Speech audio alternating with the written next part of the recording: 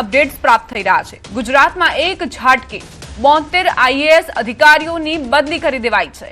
રાજ્યના વહીવટી તંત્રમાં મોટો ફેરફાર કરાયો। નવી નિમણૂકના આદેશ જાહેર કરાયા। સ્થાનિક ચૂંટણીના સમાપન બાદ આ મોટો ફેરફાર કલેક્ટર્સ અને મહાનગરપાલિકાના કમિશનરનો સમાવેશ કરાયો છે। વિવિધ સરકારી વિભાગના ટોચના અધિકારીઓ શામેલ છે। ઘણા જિલ્લામાં નવા કલેક્ટરની નિમણૂક પણ કરવામાં આવી છે।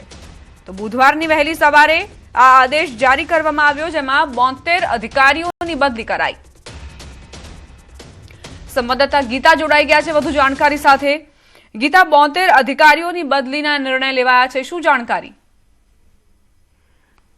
જી, હાલ જે આઈએએસ ની બદલી આવવાની છે એની ધારણા હતી જ કે સ્થાનિક સ્વરાજની ચૂંટણી બાદ અધિકારીઓની બદલી થશે ને આ બદલી એવી રીતની હશે જે 2027ની વિધાનસભા ચૂંટણીને અનુલક્ષીને હશે।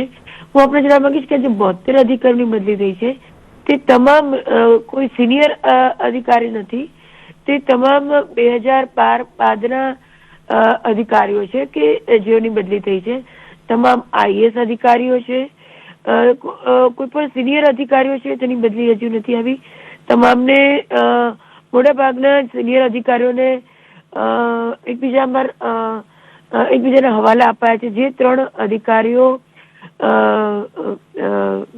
ગાંધીનગર છોડીને જે સેક્રેટરીની બદલી ડેપ્યુટેશન પર દિલ્હી થઈ છે તેઓના હવાલા આપવામાં આવ્યા છે સિનિયર અધિકારીઓને।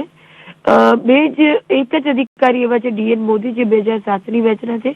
બાકી તમામ અધિકારીઓ 2010 પછીની બેચના છે, જેઓની બદલીઓ ટ્રાન્સફરની જાહેરાત થઈ છે। એક સાથે રાજ્ય સરકારે 72 આઈએએસ અધિકારીઓનો ગંજીફો ચીપ્યો છે। જી, જે 15 મહાનગરપાલિકા, કારણ કે 8 મહાનગરપાલિકા સિવાય જે અન્ય જે ગઠિત કરવામાં આવી તેમને પણ કલેક્ટર અને કમિશનર્સ આપવામાં આવ્યા, હવે તેમાં પણ બદલીનો દોર જોવા મળ્યો છે કે કેમ?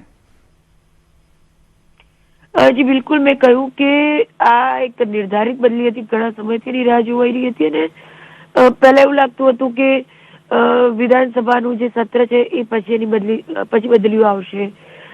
પછી એક વિચાર એવો હતો કે સ્થાનિક સ્વરાજની ચૂંટણી બાકી છે એટલે એ પછી આવશે, અને ફાઇનલી સ્થાનિક સ્વરાજની ચૂંટણી બાદ આ બદલીઓ આવી ગઈ છે। જી, આ જે બદલીઓ કરવામાં આવી છે 72 આઈએએસ અધિકારીઓની, તો વિધાનસભા ચૂંટણી સુધી તમને એવું લાગે છે કે હજુ પણ બદલીઓનો દોર જોવા મળશે? ના, વિધાનસભા ચૂંટણી હવે આ જે તમામ અધિકારીઓ છે તેની બદલી 3 વર્ષ માટે થતી હોય છે, એટલે હવે આ અધિકારીઓમાં નવી બદલી જોવા મળે એવું લાગતું નથી। એ સિવાય સિનિયર અધિકારીઓમાં નાના મોટા ફેરફાર હજુ આવે તેવી શક્યતા ખરી। ઓકે, આભાર ગીતા તમામ જાણકારી આપવા માટે।